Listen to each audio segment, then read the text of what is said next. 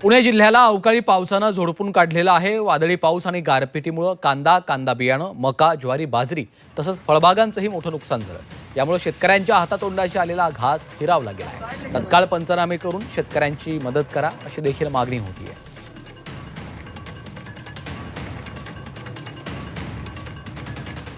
15 मिनिटं गारा पडल्या, पण जो अर्धा फूट गारांचा थर साचलेला होता जमिनीवर.